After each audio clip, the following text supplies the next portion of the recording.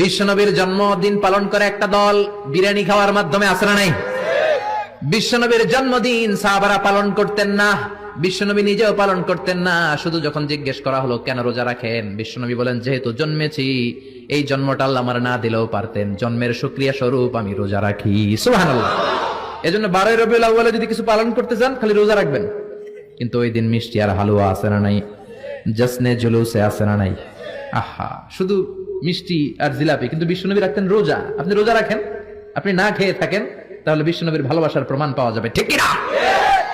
চট্টগ্রাম থেকে আমি আসতেছি, এই যে 12 রবিউল আউয়াল জশ্নে জুলুসে ঈদে মিলাদুন নবী, পুরো চট্টগ্রাম শহর পেকআপ, গাড়ি চলে না। এদের যোহর নামাজ কই, এদের আসরের নামাজ কই, এদের ইবাদত কই? কিচ্ছু নাই, শুধু আছে মিছিল আর জিলাপি। আছে না নাই? আছে না নাই? আছে না নাই?